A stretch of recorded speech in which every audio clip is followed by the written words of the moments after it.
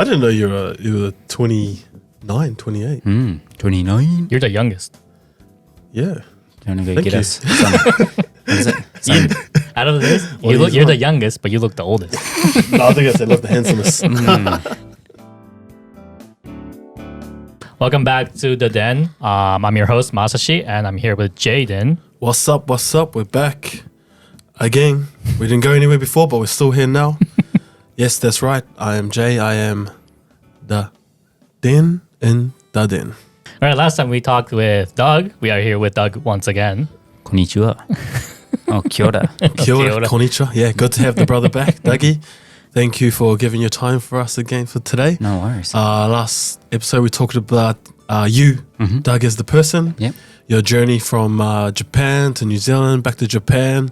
Talking about who you are as a person. It was really cool to see the inside of you. Thanks, man. And you're welcome, brother.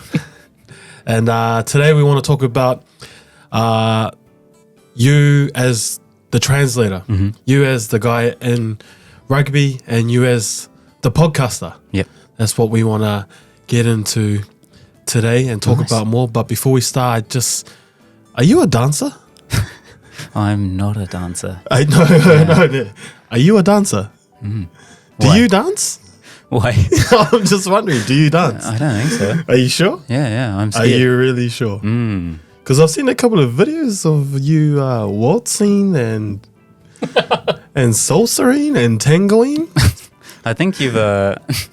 This is a common mistake that a lot of people make of me and a very similar person who looks like me. Yeah. Who another good friend of mine, a translator called Josh, who is a very good dancer. He's the actual dancer. I just look like him. Come on, you guys look similar. Yeah. Really? I remember when I first saw it, I thought it was you. Oh, really? He's pretty much like the same as me in terms of like being half Japanese, but his dad's Japanese, and so he grew up in Japan, so kind of like the opposite in terms of that. But yeah, we used to go like in our single days, we'd go out and just pretend we're brothers, and people would obviously believe us. He's a very good mate of mine and a very good translator. So yeah, I mean, I wish I could dance like him. He's an amazing dancer. He's been in competitions and stuff. So Yeah. Oh, wow. I remember I tried to get some backstories on you, and everyone was coming back, oh yeah, he dances. And I was looking, I was like, I think that's the wrong translator, guys. Wrong translator. Once I got like from a reporter, he messaged me, he's like, oh, I saw you guys took law off. So why'd you do that? I was like, oh, I don't actually work for the Shining Arts. Yeah, That's- team. yeah. And then he's like, oh, with a mask on, you guys look similar. I'm like, yeah, I've got that lot. So I, partway through when you're saying, I was like, I know what you're trying to do. But yeah, it's I wish I could dance. And if you can teach me, that'd be great. But yeah, if you want to see a great dancer, go Josh Keita Suzuki is his name. So He's another translator, though, another translator here in Japan. Is he half? yeah, he's a Half- half Kiwi, half Japanese, I think. I had him on my both my podcasts, like Yeah. the Japanese one and the Kiwi one, but English one. But yeah, Kiwi. yeah. You can call it Kiwi. Yeah, it's all Kiwi accent. But he's very outgoing, he's a very cool guy. So yeah, I definitely recommend getting him on. So good to talk about so you're talking about Josh as a translator, but yourself, you're also a translator within Japan, especially through the rugby. A lot of rugby teams, especially top teams here in Japan. So tell us a little bit about your job as a translator for your journey from your first team to your current team. Tell us about yourself. So yeah, last week I talked a bit about how I kind of got the opportunity. So yeah, a friend of friend or family friend was an agent over here. So he just said, just send your CV to everyone.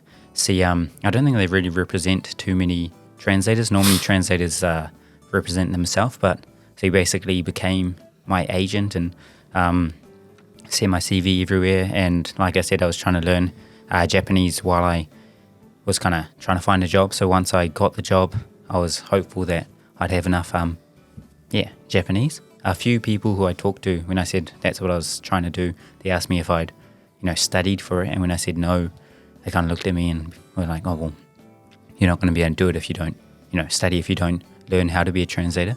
So that kind of made me a bit worried, but I just kept trying to get my Japanese up. I kept playing rugby just socially, just so I could keep the lingo.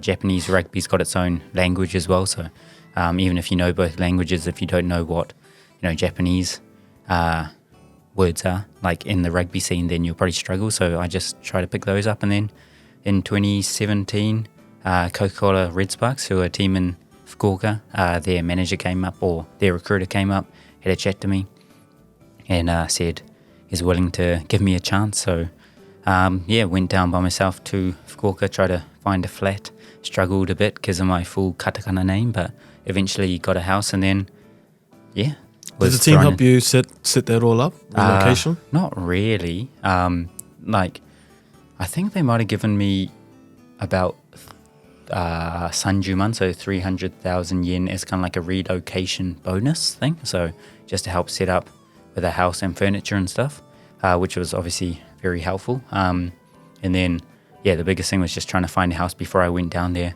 I went down, looked at about 5 places, picked one, had my full Japanese auntie as like the guarantor. And then the next day they don't have to give you a reason, but they said, oh, sorry, you didn't get it.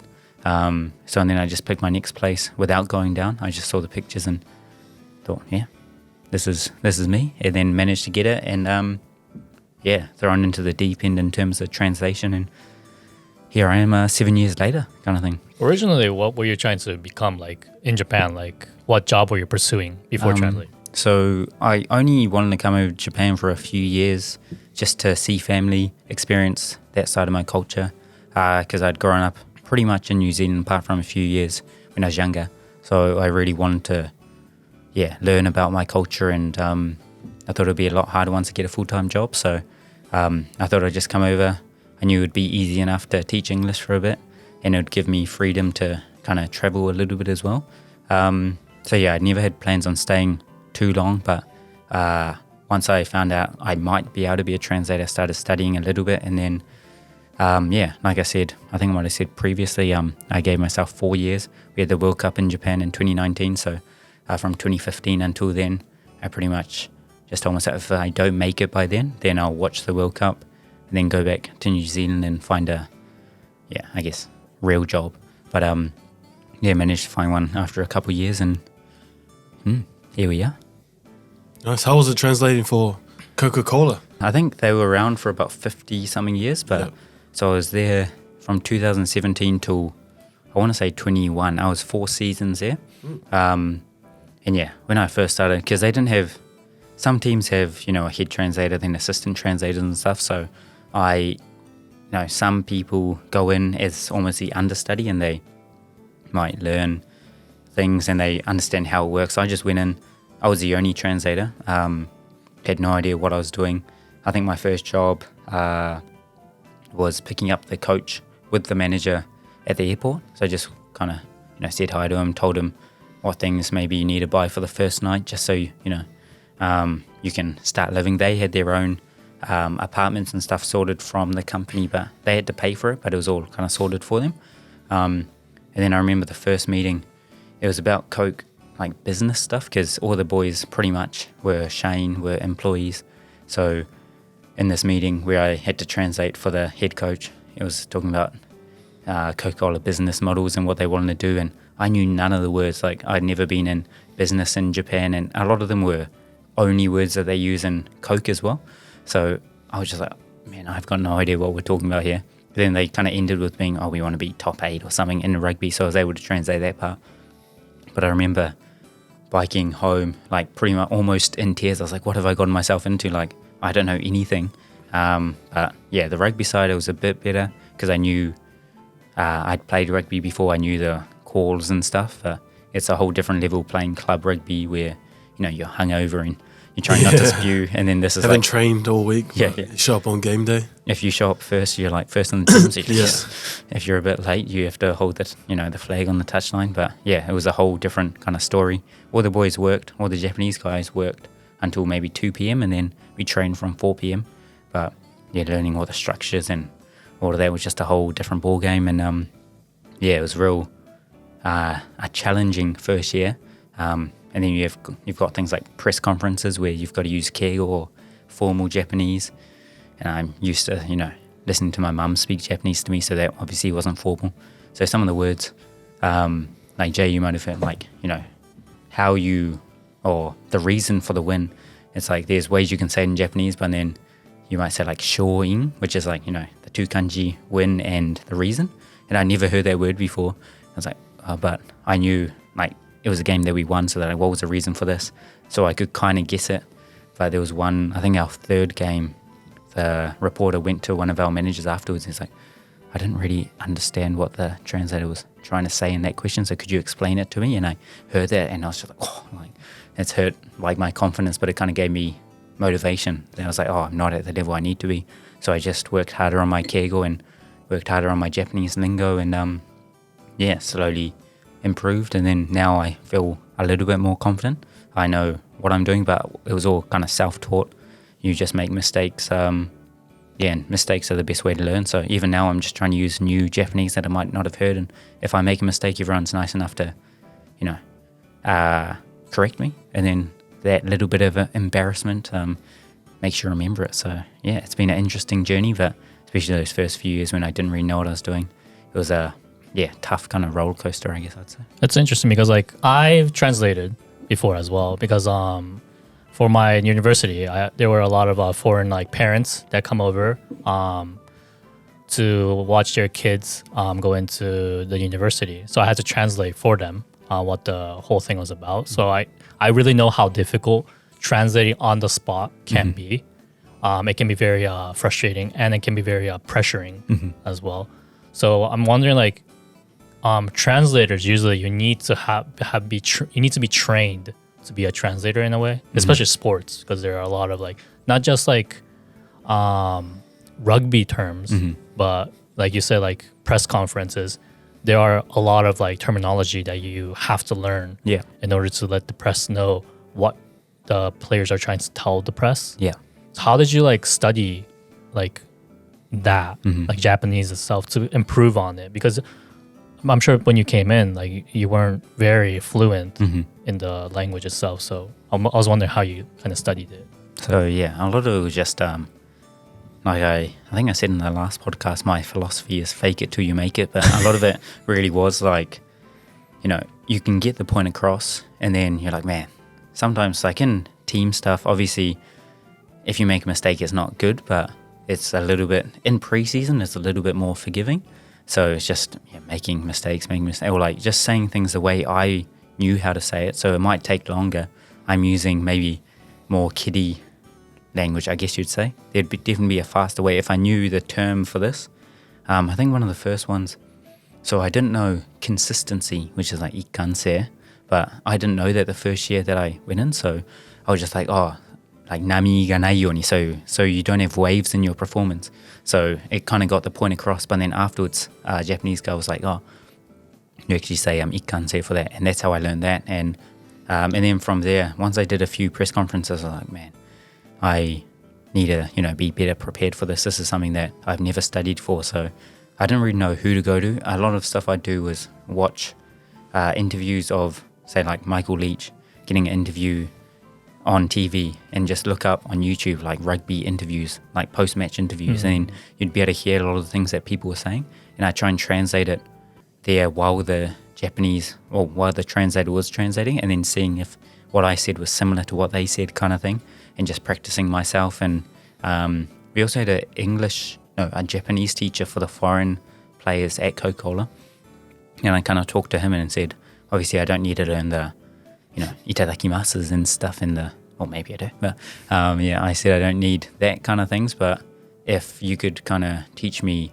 more business Japanese or, kanji, so he'd teach me maybe a lot of those words that people in press would use that in everyday life you wouldn't use, and just trying to put myself in all those situations so I pretty much make a fool of myself when I'm either in front of just a few people or in front of my friends. So when it's the honban, when it's the real thing, I'm prepared.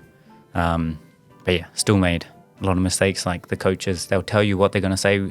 Important thing is always talking to the coaches or talking to the players before the meeting, so you're not hearing it for the first time in the meeting. Because if you hear something, you're like, oh, I don't really know what he's trying to say there. Then it takes up time if you have to ask him, like, what do you mean here? So sometimes maybe they don't explain it as well as they could have as well, but it's your job to talk to them beforehand so you know exactly what the message is. So you're just learning all those things on the run. And yeah, like I said, it's just trial by fire. So the more mistakes you make, luckily I didn't make any major ones that, made it so they didn't want to re-sign me the next year. But after 2 years, I thought I was pretty, I was a bit more confident. And yeah, after those 2 years, I really felt like I wanted to give Coke 2 years at least of my time. Because back then, even now, there's not many rugby translators. So it's a profession that a lot of teams are kind of looking to fill.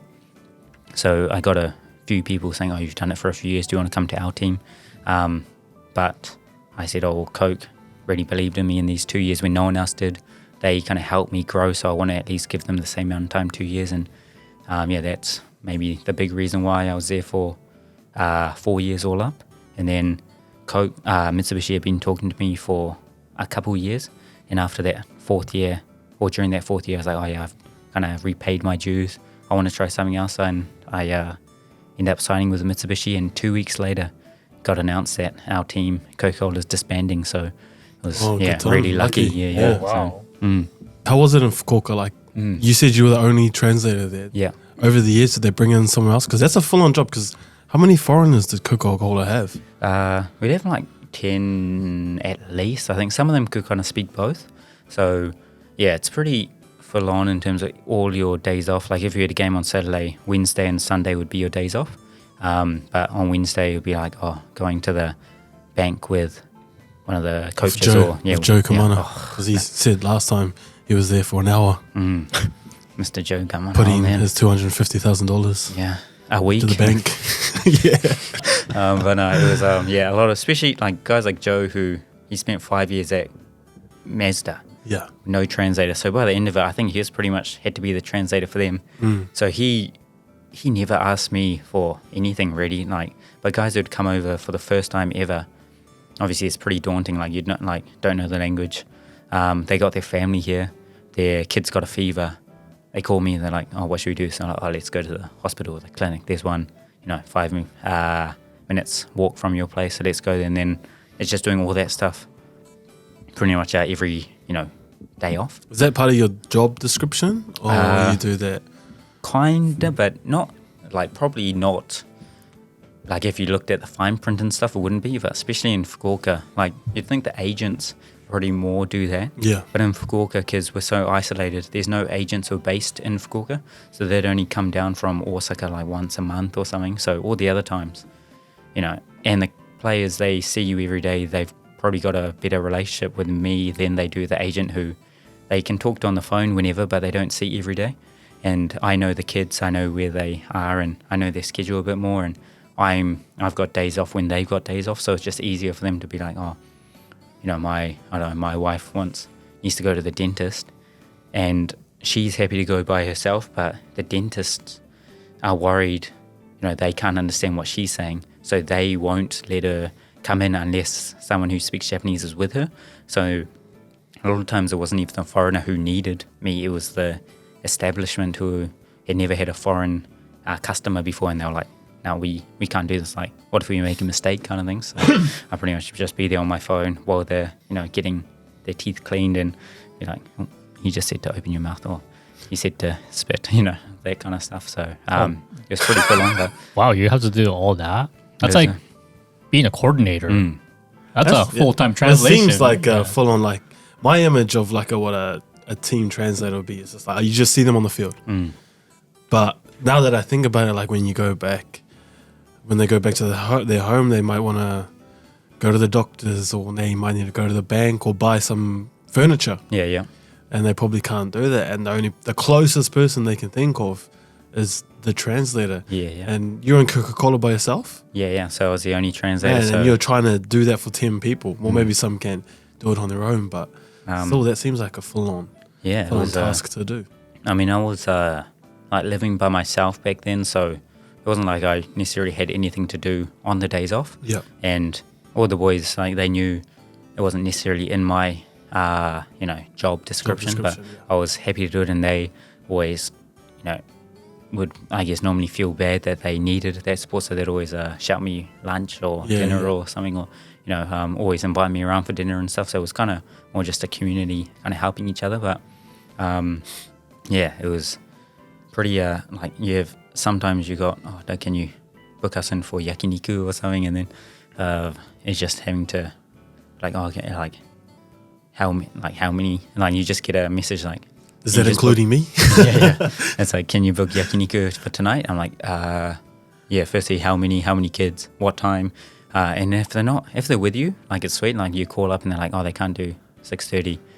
But if they're not with you and I'm using the phone, I can't call them at the same time. So it's like, gotta hang up, call them. It's like, they can't do that. Can you do 6 o'clock? Then you got to call them up again. So had those kind of things where some of the boys, like, they were quite happy to, try. Like Joe would always do it himself, and they'd understand once you actually try and do it, it's like, I can do it. But I think if you have never done it before, it's pretty daunting. So I don't know. If I'm busy, obviously I'll be like, sorry, I've got this other thing, like I've got this translation I'm going to do. But if I'm not, if I'm just watching TV or, going for a walk or something, I'm happy, like, I won't say, do it yourself, even if it's not in my job description. Like, I understand how hard it is if you don't know the language to do stuff. So, it was just a lot of that stuff off field. And then on the field, we had sometimes, unit training. So backs and forwards. So basically, the team was split up into 2 groups. So we'd have guys like Tim Lafayette, who is at Corby now, but he could speak both, so he'd sometimes shout out to Tim. Jump on the den if you want. I see you. I know you're watching. Tim's like a real well-known rugby. I mean, obviously Jay is a Skux, but do you know Skux? No. It's like kind of Ikemen kind of thing. But, good looking. Good looking. But Tim was almost like voted one of the best looking, most Skux rugby players as well, I think. So. So then I guess we could bring him on the show and then see who is let the viewers. I'm okay with that. Vote in the comments. So he would kind of do it, but obviously that's not in his job as well. So I don't really like asking players to do it, because they're thinking about their own job. Like in a training environment, they got to think, I've got to do this next, I got to do this next. But then they don't want to always be like, the coach said this, when they're trying to focus on their own job. So sometimes I'd pretty much just be doing shuttles. They'd always, for some reason, be like on the other side of the field. So the forwards are doing scrums and lineouts over here, and then I just hear a dog. So I'm just sprinting, like I run 100 meters and then do a quick translation for these guys, and these guys need a translation, so I was just doing shuttles. It's good fitness. Damn, that's quite a job description. Yeah, well, like, as a rugby player, I've never played in a team with a translator, but I've seen teams with a translator, and it seems like a full-on job, especially if you're doing it by yourself.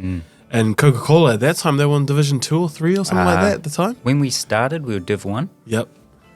So we had new coaches as well, and it was a bit like... Did they not see the value in trying to invest in more translators, because time-wise it'd be more sufficient in terms of a team environment? Did they not want to invest in a translator? Because now that I hear in your story, that's a good investment to have, a translator, because say you're doing shuttles up and down, trying to go to the team. Because like if you can translate for their families at home, that's going to help their home situation, which is going to help their team. Perform better, right? Instead of them like trying to call you when they know that it's not part of your job description, but they need the help. They still feel bad, and then if they can't do that, then they have to do it themselves, and then frustrated. Hey, Japan, I want to go home. Like, but if you can provide that type of, comfort for them, it'll definitely generate towards the field and help with the team. But Coca-Cola didn't see any good investment in that, or? So I think, like, in terms of, like, obviously Coca-Cola worldwide is a pretty big company, but like on the rugby scene, they weren't the richest company, and that's one of the reasons why they ended up being disbanded. But I think one of the reasons why I got the job in the first place was because I had no experience. I was probably a lot cheaper at the start than all the other people who... Now you're worth millions, eh? Millions of yen. But it's a very I think cost effective, and the people who kind of make the decisions maybe didn't really necessarily see the ins and outs. We'd go to camp and we had someone like from higher up in Coke come over, and he like actually commented like, "Oh, Doug, looks like he's running around a lot, like working hard, like otsukare kind of thing." But that was, it wasn't like, "Oh, yeah, we'll get you someone else to help," because some teams have that life support or sekat support. So those people, they kind of help a bit with the translation on the field, but their main job is to help the families off the field. Because like you said, you've got like for the players, they've got all these teammates who they're suddenly like with, but their families, sometimes they're real isolated there by themselves, and it can be quite tough sometimes. So some teams have that, but I think Coke, I guess the money that they were using, they just want to use it in other parts and just trying to get, I guess, the best players they could with the minimum budget they had, kind of thing. So that was one of the struggles we had at Coke. Like every year, I think they were in the promotion relegation game for like 5-6 years in a row, kind of thing. But every year the company would be like, "Oh, we know you were 14th last year and you won by winning stayed up, but we want you to be 8th this year, but we're not increasing your budget, or we're not giving you more resources," kind of thing. So that was the thing that was quite tough at Coke. You kind of had to get the results, and then they might give you more support, but they don't give you the support beforehand to get the results, because I guess they don't see it as an investment, or maybe they did in the past, but the team didn't deliver. I don't know. So yeah, it was quite. But that's all I knew. Like I didn't know anything else. I'd only ever worked by myself, so. I was pretty, happy with that.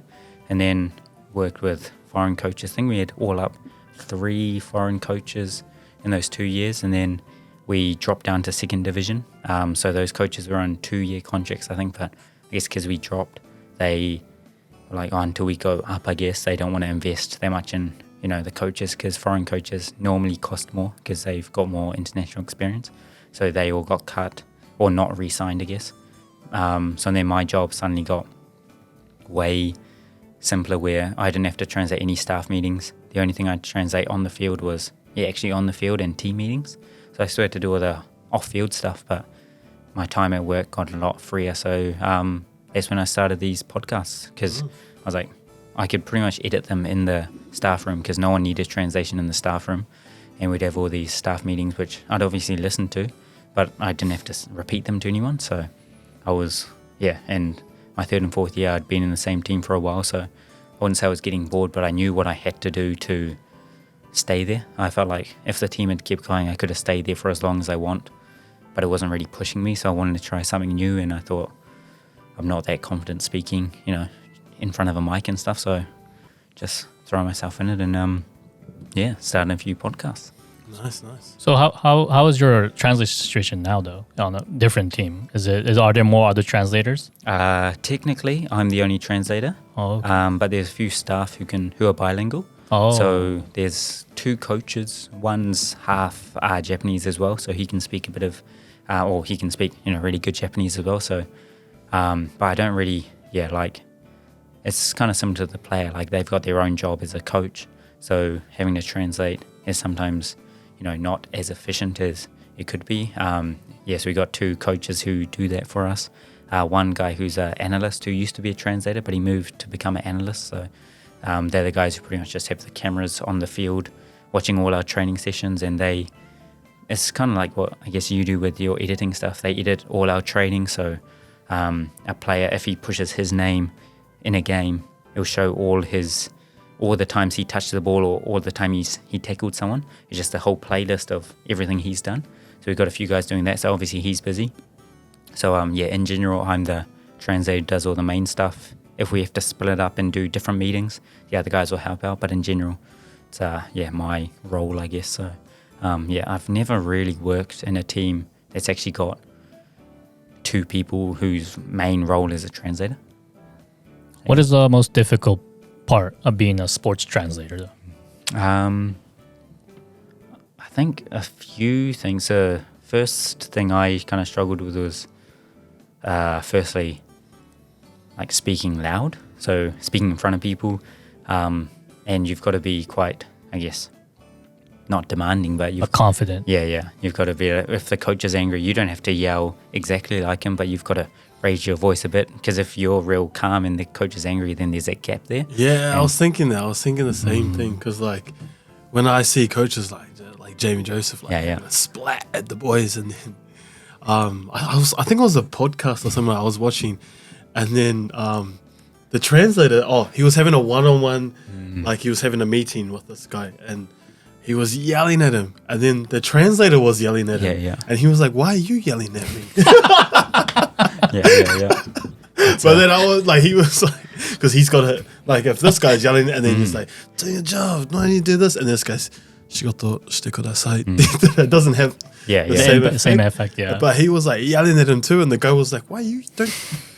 I can punch you, I can't punch him." Like that's it's I don't necessarily, if I try and go too emotive, then I feel like the most important thing is getting the point across. So if I'm like, kind of thing, and then what I'm saying is a bit different to the coach, then that defeats the purpose. So I think it's important to not have that gap, but still, I guess, stay calm enough to, be able to get that point across. So if the coach is yelling, then I'll say it more sternly, but I won't, kind of thing, because people probably be like, won't be able to take it's the most important thing is to take the message in so they can see the coach is angry. It's about how you get that point across. So that was one thing I kind of learned. And when I started, I was 23. Everyone else was older than me pretty much, apart from the first years. So it was also like the coach is older. He, can speak, even if he's, if he's a foreigner, he'll speak normally because we don't really have that kego as much. But I'm kind of like, should I say des and mas and stuff? Like, even though it's not really me saying it, I'm just the machine that's, I'm the filter that the coach is talking through. So should I speak politely as well? Like, kind of thing? Because the coach is 40, the player's 26, I'm 23. What language should I use, kind of thing? So it's about trying to get that balance. So at the start, I'll just des mas everything, but just kind of say it. Not angrily, but like, a bit more emotively. But recently, I think with especially Kiwis, like our humour and the way we use words and the way, I guess, we're very creative, and I think the way that's a nice way to say it. So, I was wondering what you're going to say. There's it's kind of famous in our team, but one of our coaches said in a backs units, he was talking about something, and then he's like, but sometimes you got to make chicken soup out of chicken shit. And if I said that directly in Japanese, like, do you know what he would mean if he said that? I kinda, but not exactly. It was so I think it was a defense drill, and it was like, this guy, it wasn't his job to tackle this guy, but someone else missed the tackle, and it's pretty much just saying sometimes you got to make it work however you can. The situation. So you don't have anything to make chicken soup, you've only got its feces. Yeah. But you've got to make it like, make it work out kind of thing. You're hungry, you got to make chicken soup out of chicken shit, which is all you have. So pretty much whatever cards you're dealt, you got to make it work, is what he was saying. But if you say that, torigara soup or skudunani, what's going on or something, then everyone will be like, why are you talking about chickens? But in English, it's quite, especially Kiwis, I think it's quite normal to use that figurative language, and people just kind of understand what they're talking about because of the context. So that stuff, like the coach, he speaks a bit of Japanese as well. So Glax will just be like, he'll say something, then look at me, and if I don't use the same like words, he'll be like, hey, you didn't say chicken, kind of thing, and just not to be a dick or anything, just because it's funny. You'd be like, that's not what I said, kind of thing. So that's the stuff I guess it's hard to get the point across in a way that the Japanese people get the same meaning as a foreign person will get it. Because if you say it exactly how it's said, then they won't get it. So it's about making sure that at the end of the day, the two parties have the same image in their head. So that was the biggest learning for me, I guess. Yeah, another thing about it, I remember when I was in Japan camp, and they had a translator and a real Kiwi coach, and he was like, boys, work hard, you take his head off. When you see him on the ground, put your fist in his head. Oh my God. And the translator was like, 頑張ります。もう一生懸命頑張ってください。最後までやりきるまで頑張ってください。But I was thinking in my head, that's not what he said. That's not what he said. But like, he was like looking at him like, do I tell them that during the game punch them in the head? Take the head off? But I think that's the balance that you have to try and figure out, because he was a Kiwi. He's not saying like literally take his head off. He's telling him, go hard, work hard for each other. Show that aggression. Yeah, kind of thing, show that aggression. And he was like looking at him like,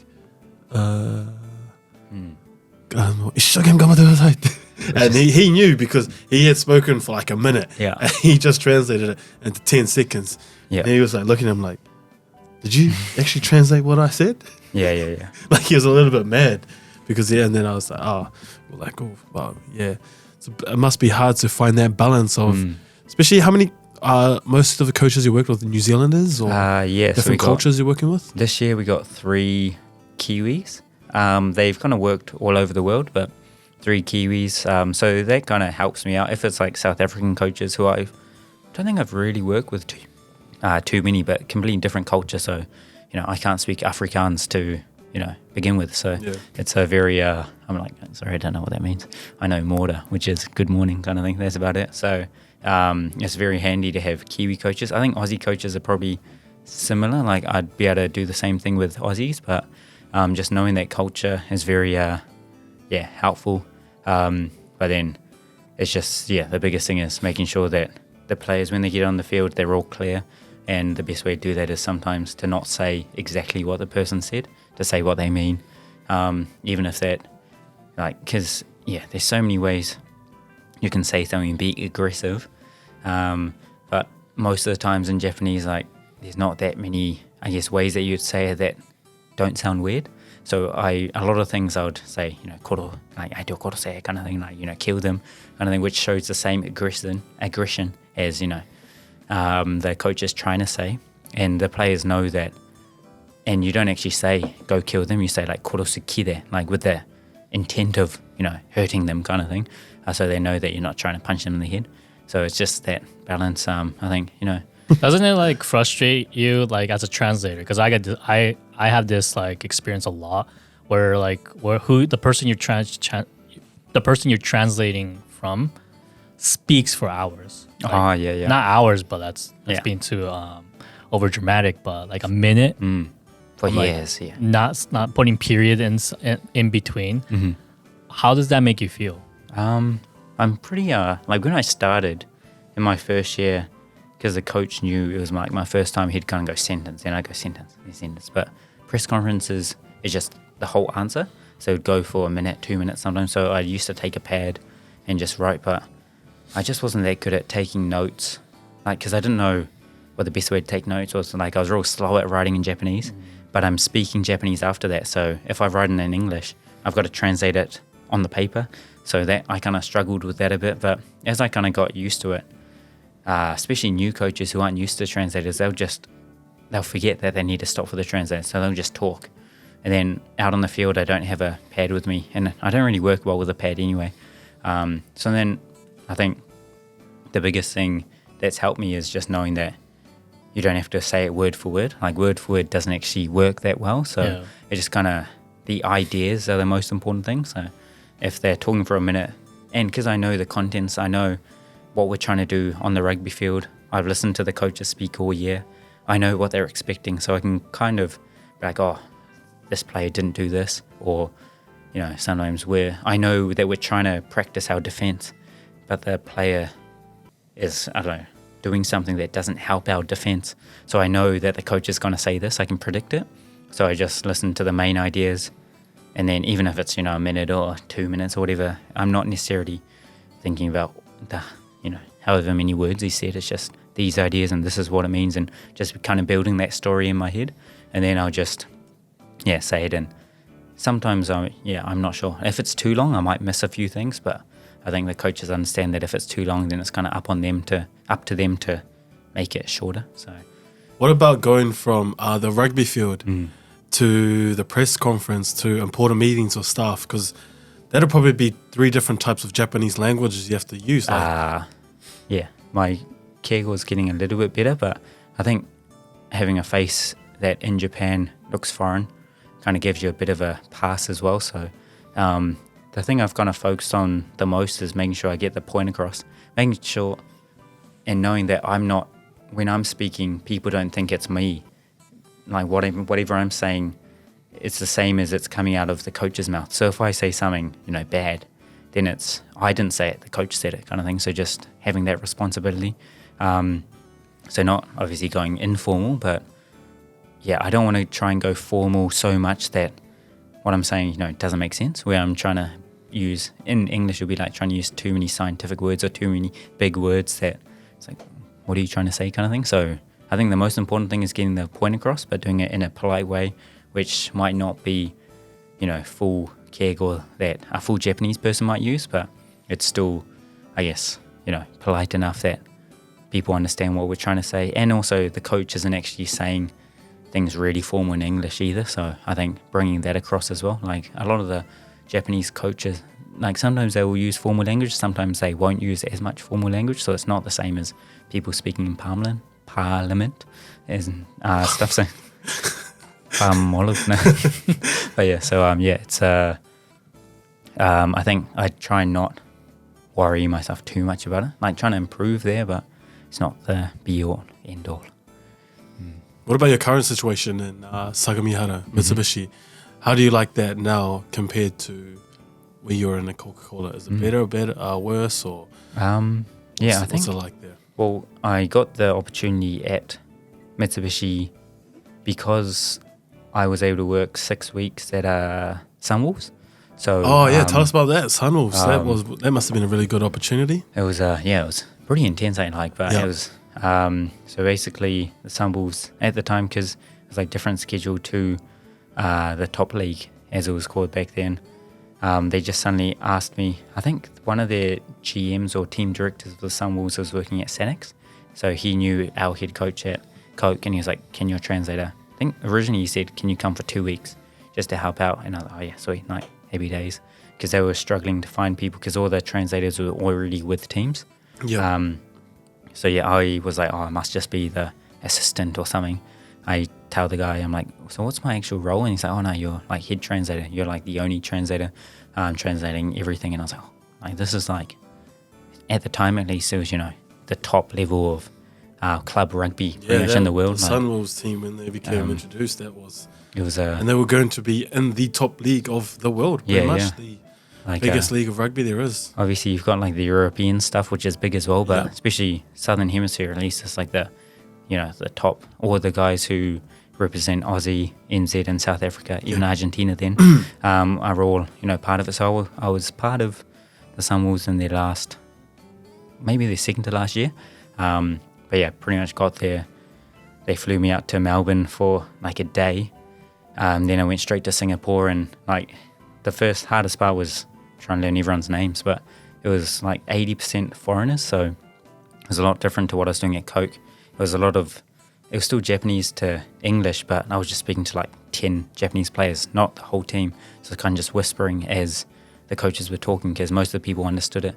But yeah, it was just a whole different like ballpark instead of in terms of like how pro it was compared to Coke. Coke, most of the guys were employees, only worked half of the day. Here we were 7 o'clock coach meeting all the way up until like 7 at night, just doing all these one-on-ones with players. And again, it was like what the Dynaballs are now.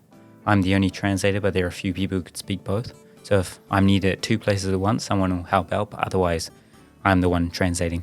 So it was it was hectic in terms of like the days, but such a good experience. Like I learned so much. I didn't get to go to South Africa and stuff, but went to Aussie for a day, Singapore twice, and then New Zealand for 2 weeks. So it was amazing experience, and I was really hoping they were keen to keep me on for the rest of the year, because every time you change the translator, you got to start again. Like they got to learn all the names and all the calls.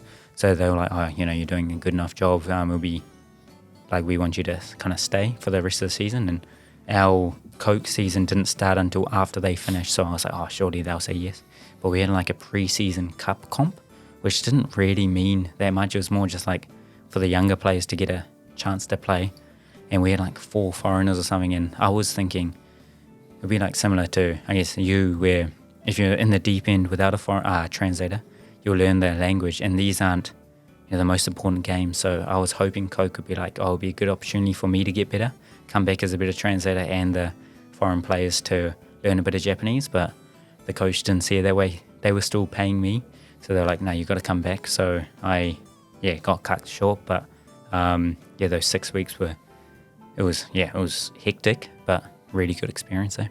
That's awesome, man. Yeah. What is the day-to-day life of a translator like, though? Because I'm, especially in sports, I know your schedule is probably a bit different. You probably wake up a little bit earlier, you get there a little bit earlier, and you probably stay a lot later. What's your day-to-day life like as a translator? So, yeah, like every team, their schedule is different, and how many foreign coaches, players they've got kind of works around that. But, like, say for Coke, at the start, we'd get in, like, we wouldn't have to get in until about lunchtime because that's when the foreign coaches got in. Pretty much get in just before the foreign coaches and leave.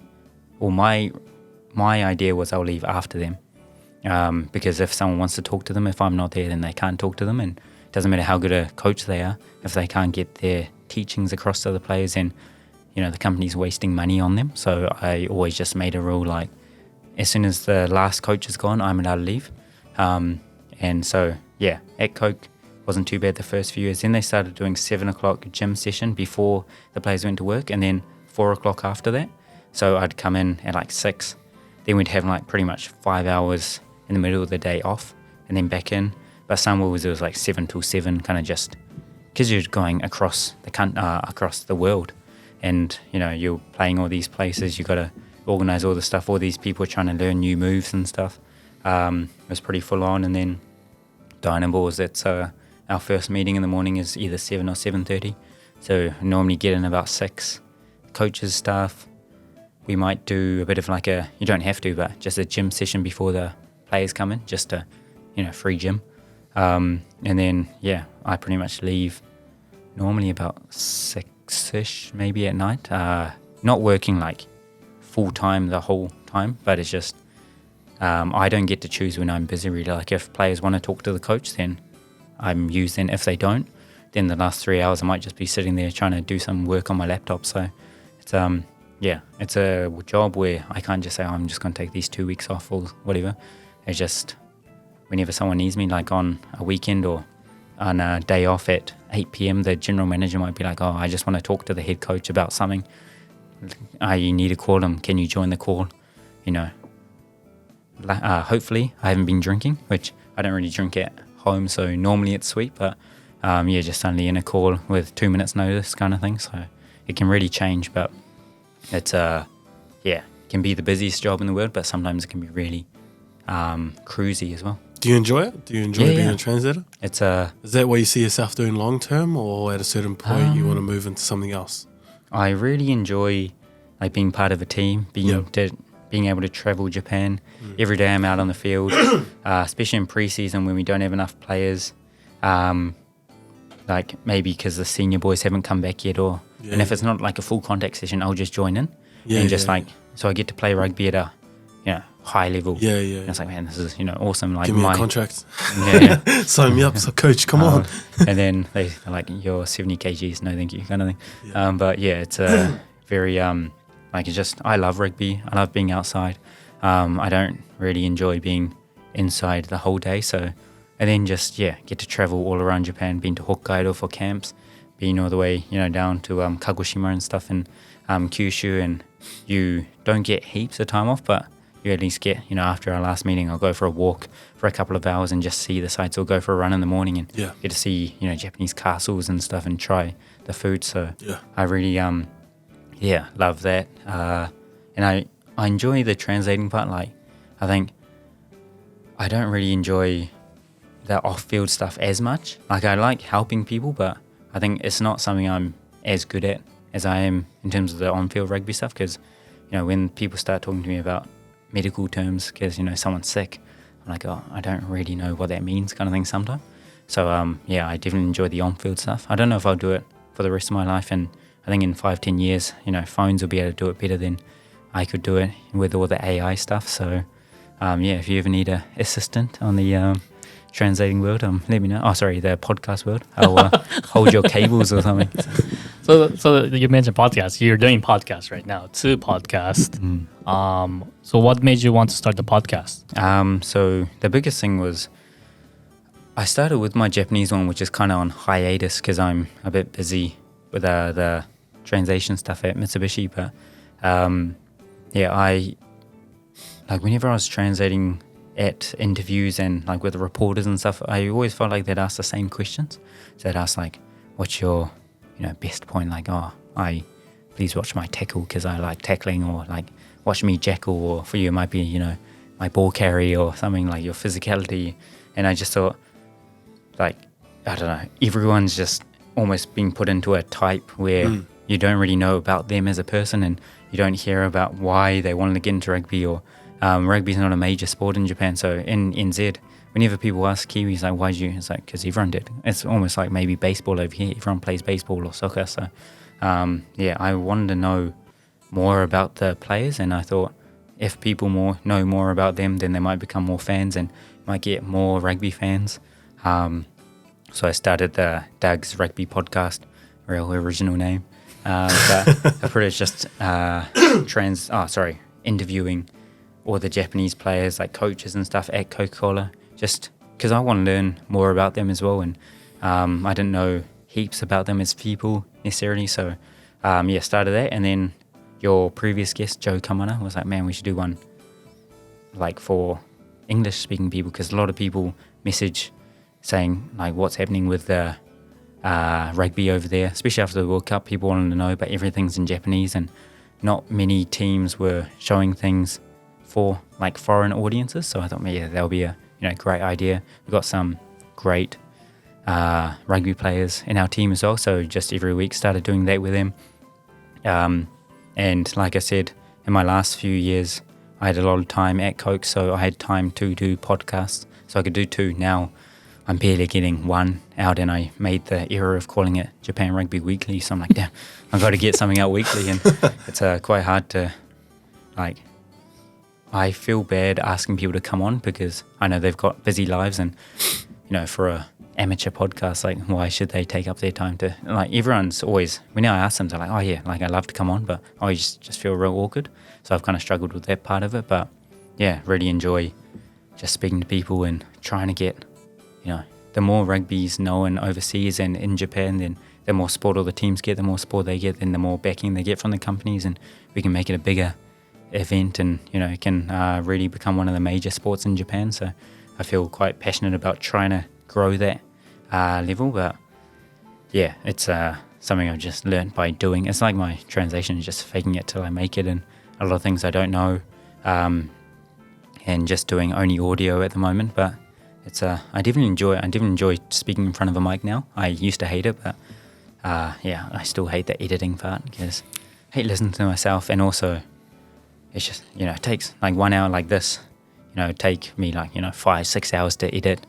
So yeah, I'm too slow at it, and that's the part that's kind of holding me back from wanting to do more things with it, because it's quite busy being a translator sometimes. So What is your goal for your podcast? Podcast? I don't know. Like at the moment, it's all, I guess, funded by Doug. Douglas Productions. Yeah. So your team doesn't like help you out with that? No, it's got nothing to do with the team. I just kind of started it myself. So I'm very much in the red in terms of the gear. Like I know with podcasts, like the voice is a pretty important thing. So I wanted to make sure I had the mics and everything. So yeah, I don't know. But it's not necessarily to make a living out of it or anything. But it'll be cool if, it helped a lot more people know about Japan rugby, and if we could kind of build a community about it, and just, I guess if it kind of made itself a bit more self-sustainable, where if I could get to the point where I didn't have to do everything on it, then you could put more stuff onto the guests and the content and stuff, and making it better. Because at the moment, pretty much the biggest thing that's hamstringing it is that after you finish, got to edit it, and got to make sure it comes out by this time. And because of that, you've only got these days where you can try and get guests on, and if the guests are busy, then say, I'm doing another one solo kind of thing. So it's very I think the biggest thing is having to do it yourself kind of hinders it a little bit, but I also enjoy the challenge of learning. Like I would never know how to edit things if I didn't do this. So it's been a great challenge. I don't know if I necessarily have like, this is where I have to get to. But yeah, like when I started translating, I wanted to have a goal. So I just wanted to would never know if I'd get there, but I wanted to be like the best rugby translator in Japan, which isn't something you can really, I guess, measure. But I thought if I don't have that kind of goal, then I'll be happy here.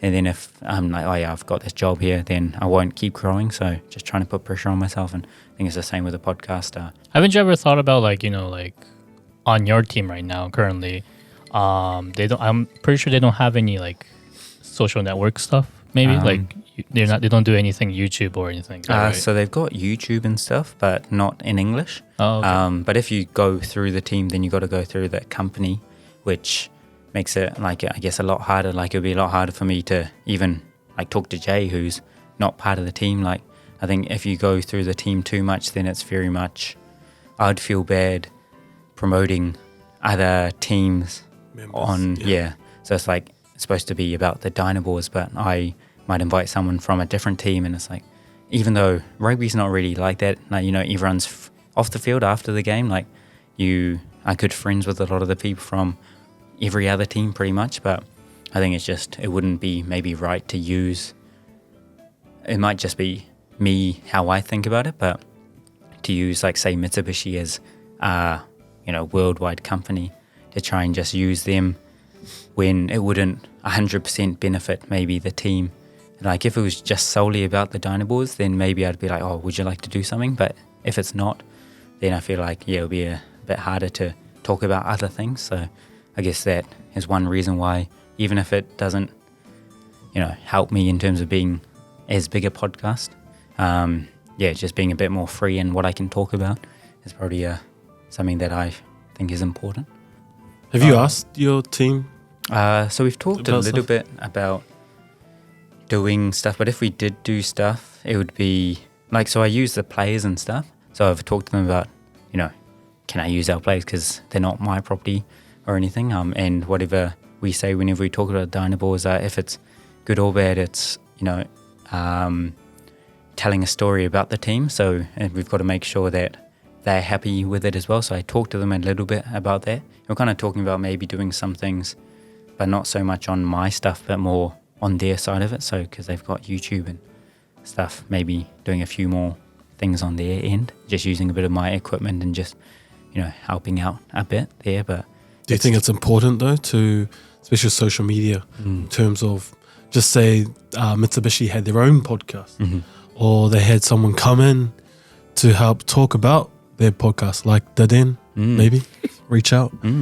But do you see the importance of having something like that? Yeah. Like in Japan, rugby teams, I don't really see many their social media stuff going off. Yeah. Apart from like Suntory recently, where they have Inside Suntory. Oh yeah. Where they tell their story through videos. They don't have a podcast, but they kind of interview sometimes during their Inside Suntory YouTube video. Do you see the important? Do you think it's very important for these teams to be able to tell their story, whether it's within their own team or they outsource it or something like that? So I think that's like a massive part. It's something that the foreign teams probably do quite well. But I think part of that is because they are their own brand, like all the teams over here are company teams. So a lot of things that they want to do, sometimes the higher ups who have nothing to do with rugby, but they're like the owners, they're like, oh no, we don't want to invest in that or something. But like at Coke for the last 2 years, we did something similar because our analyst, he saw a few teams do it. Like he saw, I think England did something like their national team,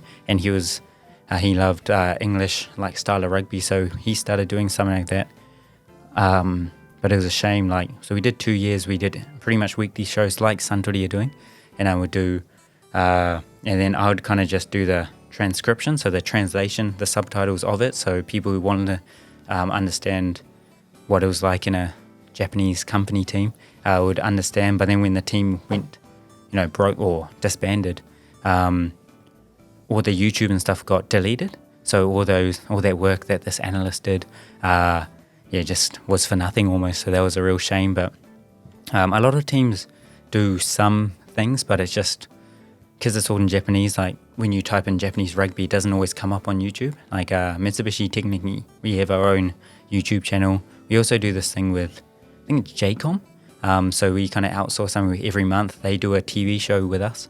So our boys go out to the area around Sagamihara, and they will say, these are our favorite spots to eat. And then while they're eating, it's like, what do you do in your days off and stuff? So they have started doing those things, which I think are real important. But I think it's like people watch them, but because rugby's still quite minor in terms of, you've got 120 million people, but you've got so many sports. Like at the moment, the basketball World Cup just finished, the volleyball World Cup's on, and people love volleyball over here. People are wondering what Otani Shohei's doing, or the soccer stuff, or the baseball, the 12 baseball teams over here, and then like high school baseball, that, and then rugby. They're just trying to go up the ranks there. So, but I think like podcasting or YouTubing those stories, I think that's a point of difference. That no one knows what Shohei Tana does behind the doors. Yeah. No one knows what practices the girls' volleyball team. No one knows the journey that the men's basketball team took to get to there. Yeah. They just see the end results, and like we said before, when the team's doing good, everyone loves them. Yeah. If they didn't do well at either of those, no one would care. But if you can provide that backstory, yeah, that's a point of difference. And I think it's such an untapped market in Japan, especially sports and rugby. Yeah. Being such a protected sport. But do you think the people higher up, they kind of restrict that? Because they're the ones at the end of the day make the call for pretty much everything. Yeah. Do you think they restrict the exposure of stuff like that? Or? Well, I don't know if it's like necessarily because people don't want it to spread or whatever, but I think there's a lot of, because the higher ups, the top people in the league, the union and everything are quite, like, I guess, just naturally in Japan, everyone's a bit older. So I think a lot of things that you don't understand, you're like, well, I don't know that, but I know this way. So this is how we'll do it. And it's kind of, a lot of things are done, not only in rugby, but I think in a lot of things, this is how it's done because it's always been done that way and it has treated us well. So I think it's almost like our job as the younger generation to show that there are these ways of doing things. And I think you see a lot more of that in a lot of things, like, all these social media things are going off and influencers and stuff are, on TV, on national Japanese TV now, when 10 years ago it wouldn't be those guys. It's always the guys from the boy bands or the actors and actresses, but because all the younger generation love those influencers, those people on TV, and I think it's important for us to show that different side to the older generation because they only know what they know, and it can be frustrating sometimes when you're like, foreign countries have given us a good example, this is how you can do something, but it takes so long to kind of get it going in Japan. But I think, like I said, it's our job to, through these kind of things, show that it can work, and for the fans or the supporters, the community, to get behind these things.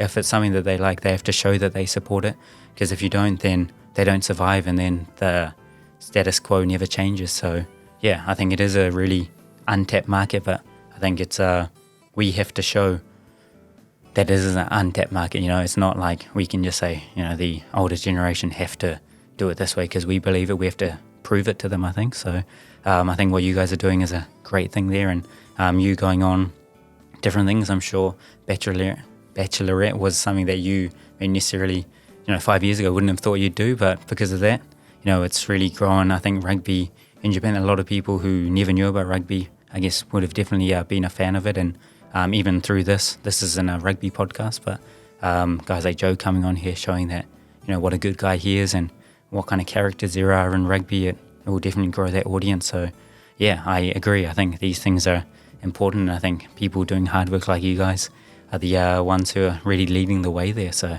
I'm just grateful to be able to sit here, and I don't know if anything of what I just said made sense, but it's been awesome to hear. Like, I've never heard of the story or the behind the scenes story of a translator. Like, I just see it. That's all you see. And there's just this guy that's just roaming around screaming after the coach. That's all I knew. But to hear that there's more to that, you don't do just on the field. You help the families go to the doctors. You help book them to yakiniku. That's been awesome to hear for myself, and a massive insight. And I hope that everyone watching can look in that, if you're at a job. If you're traveling from America, New Zealand, Australia to Japan, and you see a translator, just think that they're more than just their translator.